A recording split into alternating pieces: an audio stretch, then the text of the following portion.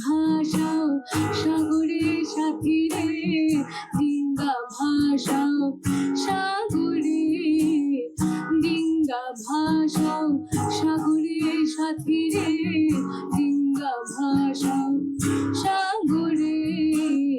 Uber আকাশ রাঙা হলো সাথী, তোমার নয়ন জাগরে। তোমার ঘরে বাস করে কারা মন জানো না, তোমার ঘরে বসত করে কাইলো না মন জানো না। আমার নাম ধরিত্রী। আচ্ছা, আপনি প্রফেশনাল কি করেন?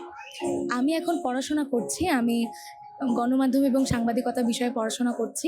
আচ্ছা, আমি দেখলাম একটু আগে আপনি গান করতেছেন প্লাস চা বিক্রি করতেছেন গানে গানে, মানে এটা কিভাবে আসলো আপনাদের? মূলত আইডিয়াটা ছিল আমাদের একজন সদস্য পিয়াল তানজিদ, ওনার। উনি চিন্তা করেছেন আসলে কিছু কাজ করা উচিত, আমরা প্রত্যেকেই বসে আছি এবং আমরা যারা গান করতে পছন্দ করি। উনি প্রাথমিকভাবে চিন্তা করেছিলেন এসব শিল্পী যারা আপরাইজিং, অর্থাৎ যাদের এখনো পরিপূর্ণ বিকাশটা হয়ে ওঠেনি কিংবা তারা ওই মঞ্চটা পাচ্ছে না, তাদের জন্য যদি কিছু একটা করা যায়।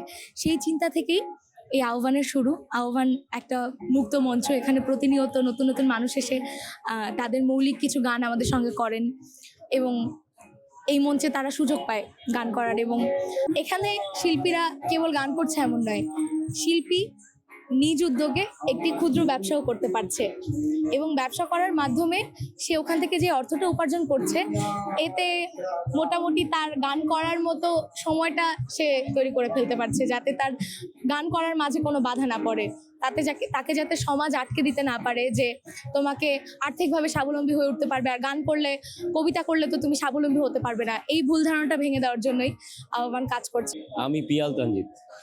আমরা খেয়াল করলাম যে আপনি গান গাচ্ছেন, গান করে চা বিক্রি করতেছেন, তো এই আইডিয়াটা আপনার কিভাবে আসলো, কোথা থেকে আসলো? ওই দিকটা চিন্তা করতে গিয়েই হচ্ছে প্রথমে ধরলাম যে না, তাহলে একটা ব্যবসা করা যায়, যে আমরা একটা কিছু বিক্রি করছি এবং যারা বেকার আছে তাদের সকলকে একটা বার্তা পৌঁছে দিচ্ছি যে ভাই, আমরা যেমন সুন্দর দেশ চাই, আমরা যেমন সুন্দর সমাজ চাই, সেটাই সৌন্দর্যটা আমাদের হয়ে যেতে হবে। আর আমাদের এই কাঠামোগত সমাজে সবচেয়ে থেকে বেশি গুরুত্বপূর্ণ হচ্ছে টাকা আসতে হবে, নয়তো আপনার শিল্পের কোনো দাম থাকবে না, আপনার জীবনযাপনের, আপনার শিক্ষার কোনো দাম থাকবে না।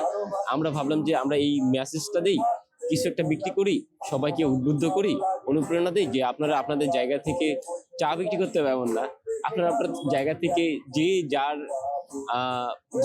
যার জায়গা থেকে ব্যবসা শুরু করেন। ব্যবসা শুরু করলে খুব দ্রুতই আপনার কাছে টাকা আসবে, আপনি স্বাবলম্বী হচ্ছেন, আপনার মনের ইচ্ছা, আপনি যেমন সমাজ দেখতে চান তেমন সমাজ বানাতে পারছেন। খুবই ভালো লাগছে, এটা খুবই নতুন একটা অভিজ্ঞতা হলো।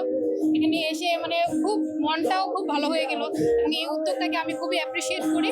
খুব ভালো, বেকার মুক্ত যেটা বললো, আসুন কাজ করি বেকার মুক্ত দেশ গড়ি, এটা খুবই ভালো একটা উদ্যোগ। আমরা যে যার কাজ থেকে বা জায়গা থেকে যদি কোনোভাবে ইনকাম করতে পারি, সেটা আমাদের জন্য এবং আমার ফ্যামিলির জন্য একটা সাপোর্টের একটা বিষয় হবে।